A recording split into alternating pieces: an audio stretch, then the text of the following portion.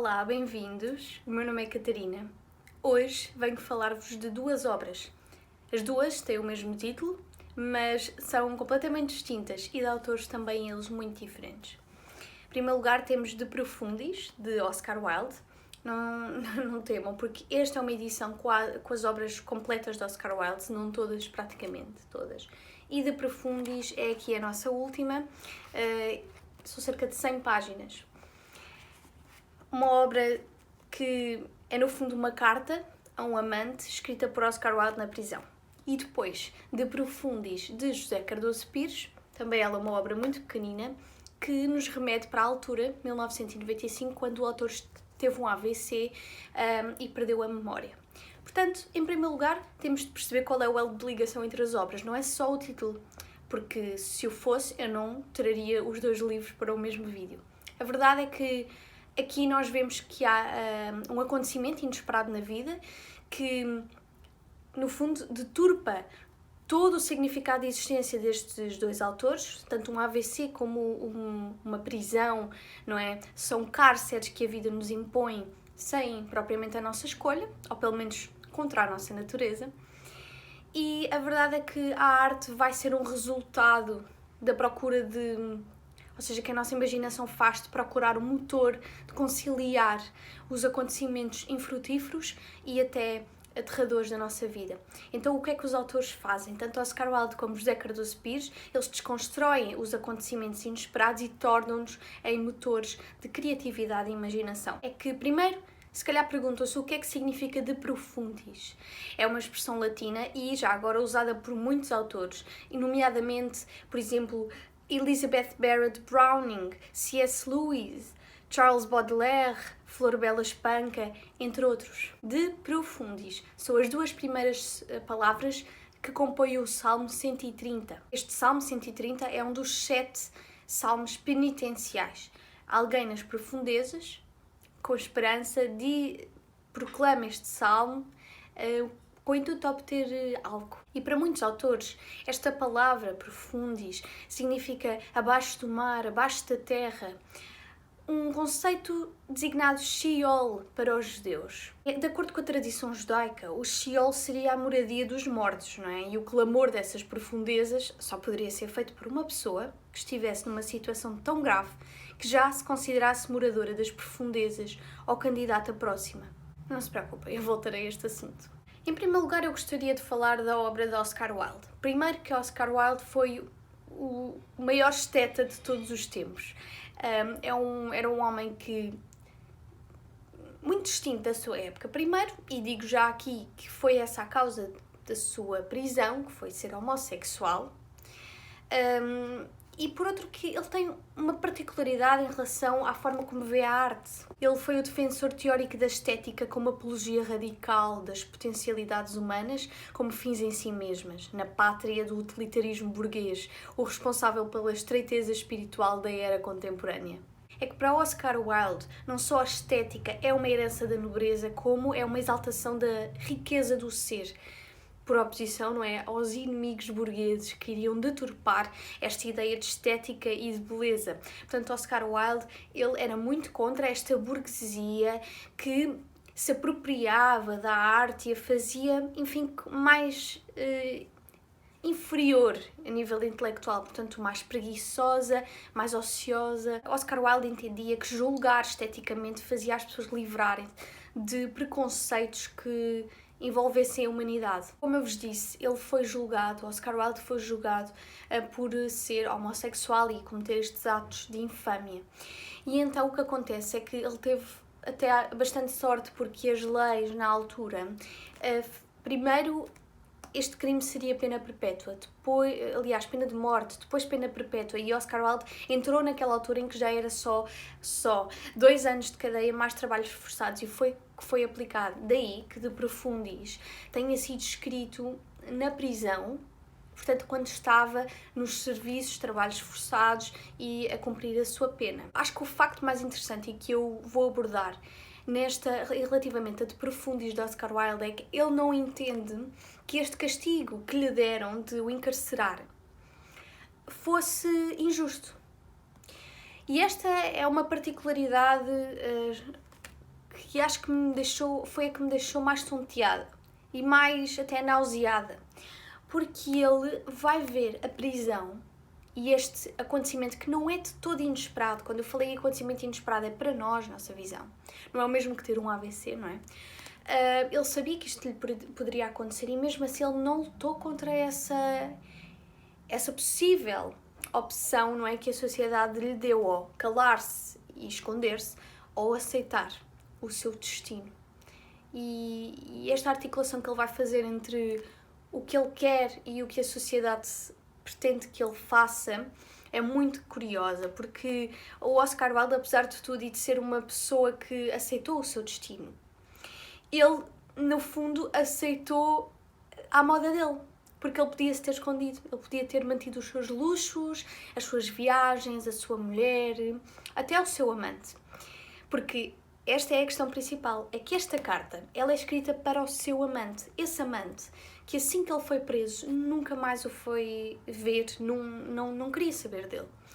E esta é uma carta de revolta acima de tudo, mas não é tanto por estar preso, é porque é que tu não falas, porque é que não me vens visitar, já que tu nem sequer és assim nada de especial. É que nós vemos um homem, que é Oscar Wilde, de luxos, de aristocracia, intelectualidade e tudo mais, passar dessa vida para, por exemplo, começar a ser chamado e designado como C33. É que a verdade é que o crime pelo qual ele entrou nos portões da cadeia designava-se como, podemos dizer, indecência grave. Portanto, quer dizer, não é uma coisa que faça qualquer sentido nos dias de hoje, mas uma verdade é esta, é que Oscar Wilde conseguiu um feito extraordinário. É que, apesar de nos dias de hoje a homossexualidade parecer estar assimilada na sociedade, não está em quase nenhum país no mundo. Quando eu digo isto, não é que alguém seja preso por ser homossexual, mas também não está completamente livre.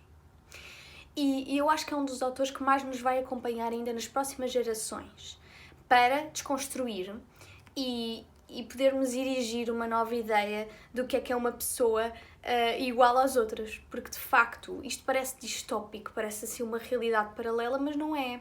A verdade é que um homossexual, por exemplo, na Rússia, pode não ser preso por ser homossexual, mas pode ser espancado na rua. E a canção, estamos no século XXI. E o problema que eu vejo aqui é que Oscar Wilde, ele vai criar obras que ficarão, permanecerão na sociedade eternamente. Cria obras, dá-nos um belo presente, não é, à humanidade. E o que é que a sociedade e a humanidade lhe fez? Quando não há desgraça. Porque ele assim que sai da prisão, este foi o último livro que ele escreveu, ele assim que sai da prisão, ele cai na desgraça. Ele já não tem ninguém à espera dele. E isto também é uma crítica, já agora, ao sistema prisional. O sistema prisional, quando julga demais, quando se intromete demais e ultrapassa as medidas preventivas, tanto gerais como especiais, na vida do arguido, o que é que ele faz? Faz que quando a pessoa sai da prisão já não tenha nada cá fora. E aí como é que há uma suposta reabilitação? Não haverá. Portanto, crimes deste tipo, como infâmia grave, estão completamente ultrapassados, mas podem ser transpostos para algumas realidades que nós temos hoje em dia. E pronto, isto tudo para dizer que, de facto, Oscar Wilde permite-nos vivenciar eternamente a sua obra fenomenal. Já agora, esta é uma edição em inglês que eu comprei na Bertrand há uns anos atrás. Isto é ouro. E ele deu-nos tudo, apesar de não lhe termos dado nada. E Oscar Wilde aparece aqui como alguém que reflete sobre a sua vida, reflete sobre as circunstâncias passadas, presentes, não falando assim muito do futuro, sempre num tom de autocomiseração, autopunição, reflexão, crítica, tudo mais. E atenção que nós podemos considerar que é não ficção, mas não é consensual que seja não ficção, na medida em que, como sabem, estes autores clássicos que se agarravam muito ao cânon literário da ficção, é muito difícil distanciarem-se. E nós percebemos que aqui possa haver ali uma linha ou outra, um traço geral de não ficção, mas ali com componentes ficcionais. A verdade é que nós temos, independentemente de tudo aqui, um narrador autodiegético, ou seja, Oscar Wilde é o narrador, é a personagem, é o protagonista. E quem é o antagonista? É a sociedade. E o interlocutor desta missiva, desta carta, é Bosie, é a alcunha do Alfred Douglas, que é aquele amante, que, no fundo, nós temos aqui no início da carta, esta primeira descrição do que é que se está a passar na cabeça de Oscar Wilde, ele fala-nos de quem é este homem, que tipo de relação é que tiveram, e é muito curioso e divertido. É muito engraçada esta carta, porque ao início nós parece que nos estamos a intrometer na vida privada de alguém, parece que estamos a cometer um crime de devassa, porque ele diz que tu gastaste-me o dinheiro todo, não querias saber de mim, não querias saber dos meus livros, eu quando estava contigo não tinha criatividade nenhuma para escrever. Bom, é assim, esta parece uma relação que nós chamamos hoje em dia tóxica, de todo, muito tóxica.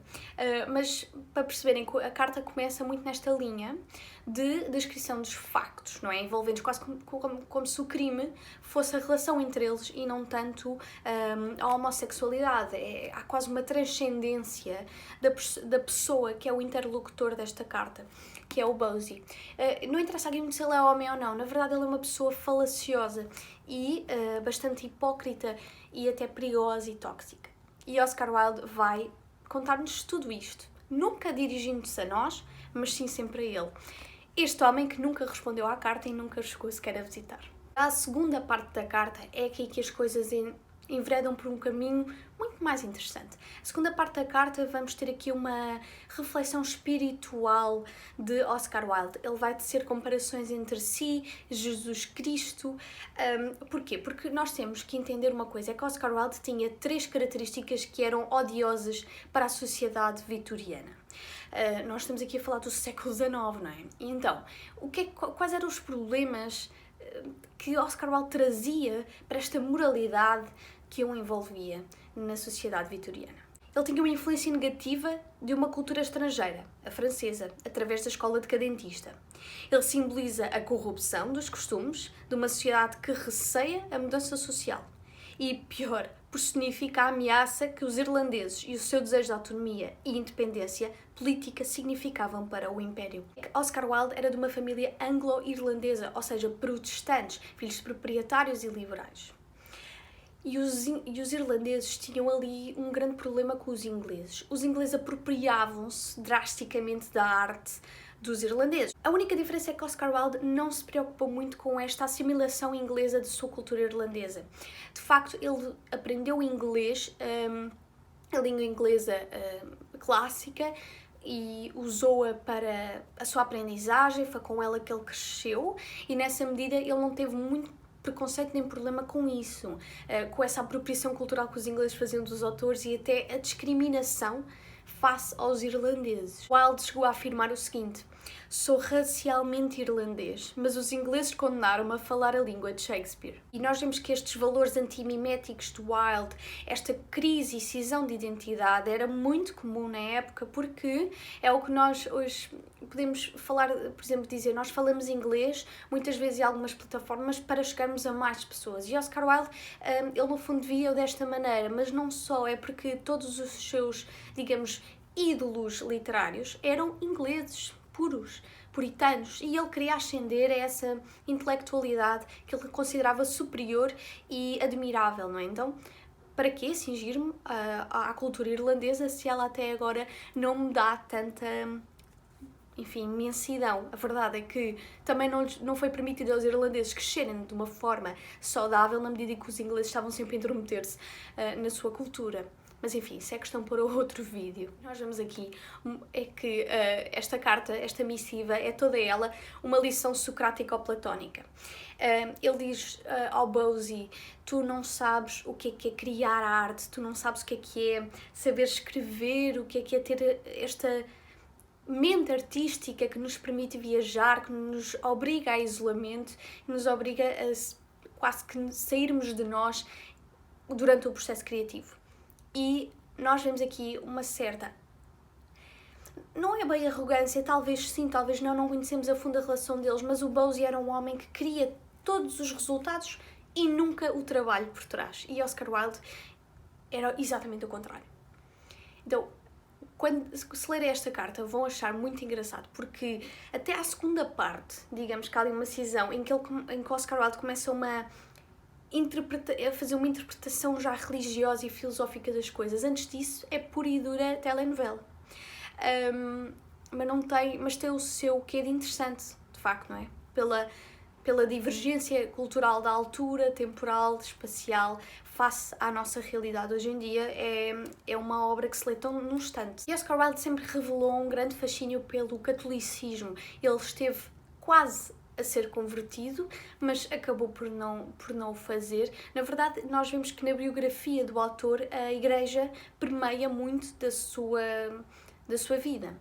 E esta alusão que ele vai fazer a Jesus Cristo é de extrema importância para compreendermos a segunda face desta carta. Ao aliar-se à ideia de associação com Jesus Cristo, ele não só está a distanciar-se dos seus problemas, dos seus erros, para se aproximar de uma ideia de autocriação. Que a vida de Jesus Cristo é muito importante para nós compreendermos o que é esta primária ideia de autodesenvolvimento que Oscar Wilde tanto antecipa. Ele não quer tanto uma redenção, mas ele quer um motor que o faça apropriar-se da ideia, aliás, dos acontecimentos da vida, para, por si, criar algo maior, algo que perdure, que faça sentido, faça todos os constrangimentos da sua vida. Graham Robb radicaliza o ponto ao afirmar que, em De Profundis, Oscar Wilde transformou Cristo num esteta de 1890, com um registro criminal, a figura escarlate da história, que se expôs a todas as experiências com quem Sócrates e Platão poderiam ter conversado. Esta carta que Oscar Wilde escreve para Douglas, para Bosie, ele, no fundo, quer uma redenção mais dos afetos, ou seja, ele quer ascender à humildade e ascender ao amor, partindo de uma premissa que é a não obtenção desses degraus na sua vida passada. E, portanto, ele pensa que esta será a bela da oportunidade de, já que está enclausurado, aproveitar da desgraça para autoconstruir-se, autocriar-se. É que tanta alusão a Cristo como a Sócrates que aqui foi feita tem um grave problema. É que tanto Cristo como Sócrates, eles foram cingidos em toda a sua vida, que tem tanta riqueza e tanto para nos ensinar, durante tanto tempo foram cingidos a uma só coisa: à punição da sociedade civil. Sócrates, Cristo e Oscar Wilde foram figuras que, no fim da sua vida, podemos dizer que acabaram na desgraça. O mais triste é que esta dimensão de educador que Oscar Wilde poderia ter tido, ele poderia ter preservado, não o fez. Assim que ele sai da prisão, ele vai a correr para os braços de Bosie e depois tudo acaba em desgraça. É que ele acaba mesmo em desgraça. Ele acaba por morrer sozinho, sem nada, e não é bom. E eu quero já salientar uma coisa, que é: não me digam que eu estou a dar spoilers ou qualquer coisa do género, porque esta obra são 100 e tal páginas e eu falei aqui de pequenas linhas que são preferidas, temáticas, não é? Que são preferidas nesta obra. Quer dizer, a carta é de uma relevância para a obra do autor, que, se gostarem dele, eu recomendo piamente, porque é mesmo muito boa esta carta e sugou-me a alma durante uns dias, confesso. O que é que está na base de qualquer temperamento artístico? O que é que nos faz conservar o melhor e reprimir o pior? O que é que nos faz desenvolver as melhores aptidões que temos em nós? É a imaginação, é a criação, é o ato de completude na arte. E esta é uma das lições que nós vamos retirar desta carta que Oscar Wilde escreve, porque ele parte desta ideia de que o outro, o interlocutor, ele não tem estas características e, portanto, nunca será um verdadeiro artista. E o que é ser artista? É trazer um contributo, não é uma inflamação de ego. Ou seja, Bosie vive na inflamação de ego, vive numa aparência de realidade. Ele acha-se o melhor, o maior, simplesmente porque não produz. E ao não produzirmos, nós caímos numa falsa realidade e percepção de nós e do mundo. Esta obra é extremamente sincera e nós vamos passar de uma ideia de que o hedonismo da cidade vai ser substituído pela representação da natureza. Oscar Wilde vai fazer uma apologia a uma vida pacata, mais simples, mais humilde, deixando de lado a ideia de que este hedonismo citadino trará a grande felicidade da nossa vida. É neste pleno processo de transformação que faz Oscar Wilde afastar-se do destinatário desta missiva, que faz perceber que tudo o que ele vivia, da forma como ele vivia, não tinha necessariamente de ser a única forma positiva que podemos encontrar na vida. Ele traz-nos uma valente chapada de luva branca, que é a paralisante imobilidade da vida. E aqui criamos o elo de ligação com a obra De Profundis de José Cardoso Pires. José Cardoso Pires viu a sua vida andar para trás.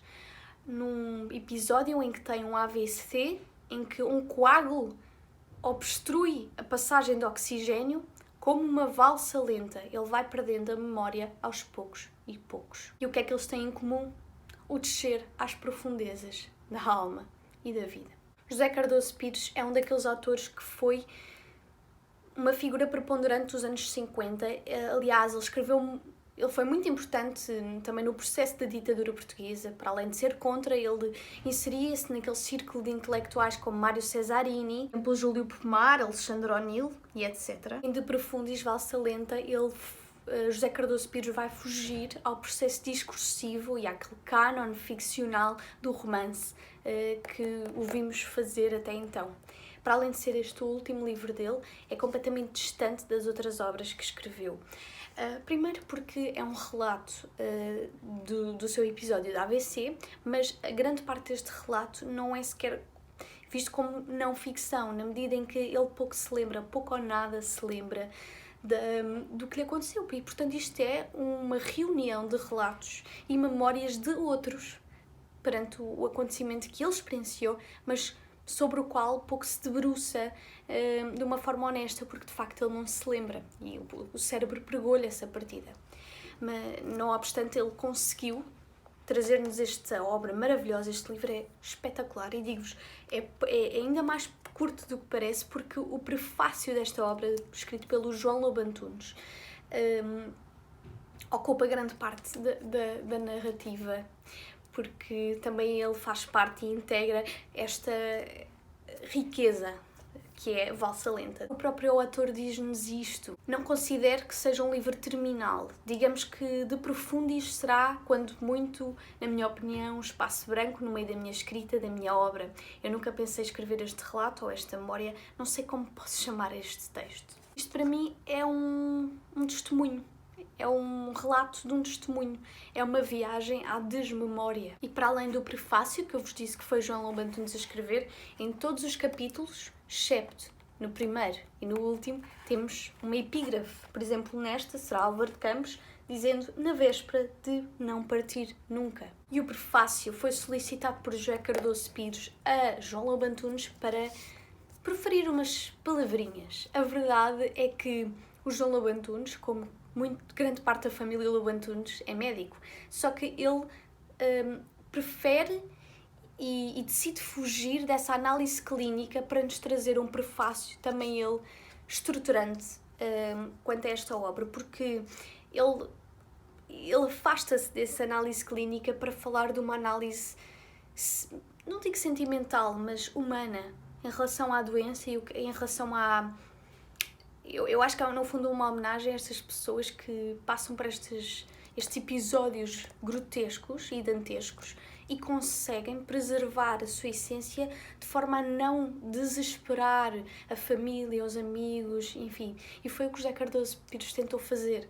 Ele, acima de tudo, no antro da sua inconsciência, ele permaneceu ser saciente. E esta é a magia de obras como esta, que são relatos pessoais de episódios completamente impessoais. Já o pós-fácil deste livro é José Cardoso Pires, no fundo, a trazer um grande agradecimento aos médicos que o auxiliaram durante tanto tempo no Hospital de Santa Maria. O mais curioso é pensar como é que uma experiência tão profunda a nível físico e biológico pode originar de uma experiência também ela tão vasta de uma dimensão estética. trazer o biológico para a estética foi também, no fundo, o que Oscar Wilde fez em De Profundis, embora em traços distintos. Como saber-me morto se na morte não me sou? Esta experiência de escrita surge de uma dupla despersonalização, na medida em que é a reconstituição, sempre criativa, do outro de si, sujeito em situação de doença, que no momento de composição se torna objeto de imaginação. Este movimento é trazido à claridade através do uso da terceira pessoa do singular. Esse, ele, o outro. E esta é, no fundo, a forma como o José Cardoso Pires fala para si próprio, porque ele logo no início faz uma distinção entre o ele de agora de 97, versus o ele de 95. O ele de 95 era um outro, um tal doente, muito distante, não é? Sem memória, com o qual ele não se podia relacionar. E o corpo-objeto, puramente biológico, adquire um corpo vivido. E esta a resistência da realidade dura que cria uma obra tão fabulosa como é esta de José Cardoso Pires. Porque o que nós vemos no fundo é uma tentativa constante de dar a mão a este outro, a este ente despersonalizado e dizer-lhe: caminha para aqui, que o abismo ainda não está aos teus pés. Queria só dar um à parte, é que quando estava a ler este livro eu tive uma surpresa que me deixou tão feliz, porque não sei se vocês sabem, não devem saber, não é? Acho que nunca falei aqui, mas um dos meus filmes favoritos de todos os tempos é o Lisbon Story do Wim Wenders, e aqui no livro Valsa Lenta o José Cardoso Pires vai dizer o seguinte: feio, o nome José é feio. No vocabulário das trevas brancas, o meu qualificativo-chave era esse e provavelmente só utilizado na refutação dos nomes das pessoas. Estava longe de adivinhar que ao voltar um dia à comunidade dos vivos, iria ouvir o mesmo comentário da boca de um herói do Wim Wenders em Lisbon Story. Ele continua esta linha de pensamento sobre o filme e sobre o nome José e de achar que é um nome feio, porque quando ele perdeu a memória, ele achava, chama-se José, mas que nome horrível. E mais tarde lembra-se ele, olha que engraçado, e depois viu o filme do Wim Wenders e é dito exatamente a mesma coisa. E nesse filme há um homem que procura por Lisboa sons de forma a tentar encontrar quase que a resposta para a sua vida. Apesar de ser esse o trabalho dele, aquele filme também chega a certos pontos que este livro visa chegar, e esta intertextualidade tocou-me de forma particular, admito. E já agora vejo esse filme que é fabuloso. Já falei isto, por exemplo, no vídeo de Marguerite Duras, O Amante, é que às vezes os autores fazem esta tentativa de olhar para o passado, rememorar, de forma a tentar reconstruir as experiências que viveram, e a verdade é que nós temos esta tentativa de recolher os cacos que são estilhaçados. No fundo, esta valsa lenta é uma tentativa de estancar a ferida para cozer os remendos. E então aqui nós vemos muito uma simbologia, que são aqueles espécie de vasos japoneses, em que quando são partidos eles depois são unificados com uma espécie de tinta dourada que os forma ainda mais belos do que o que eram. E o kintsukuroi é a técnica japonesa de restauração de uma peça partida, através da aplicação de uma resina e de ouro em pó, que curiosamente vai valorizar a peça na medida em que esta reparação faz das marcas de tragédia a condição essencial para o nascimento único. E então neste vaso, a cola, esta resina, é a escrita reparação de um sujeito que, em reparando-se a si mesmo, ele torna-se ainda mais rico do que era antes de se partir.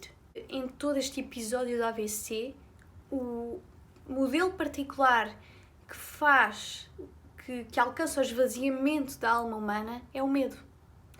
E lembremos, por exemplo, do Minotauro.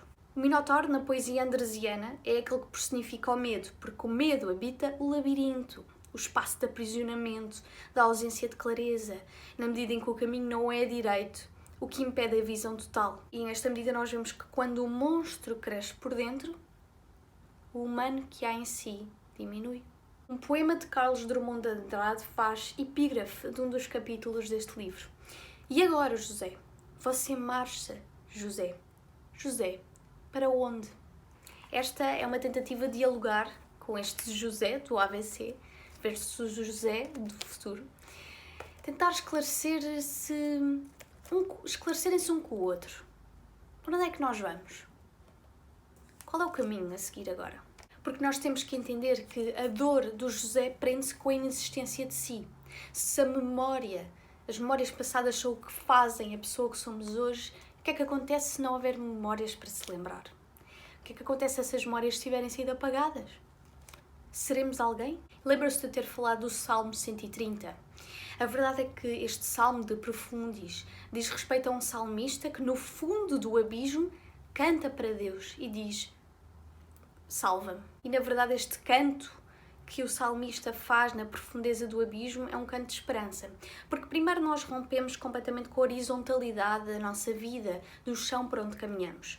Pensem num abismo, aqui está o salmista e aqui Deus. Ele canta pedindo auxílio. E a horizontalidade da vida, ela rompe-se. Criamos uma verticalidade. Mas esta verticalidade tem uma particularidade, é que ela é descendente. Só quem está no cimo do abismo a debruçar-se e a olhar para baixo é que tem nas mãos a intenção de poder ajudar. O outro é quem pede auxílio. E imaginem quem é José Cardoso Pires em 1997, 2 anos depois do AVC. Ele é Deus que está aqui.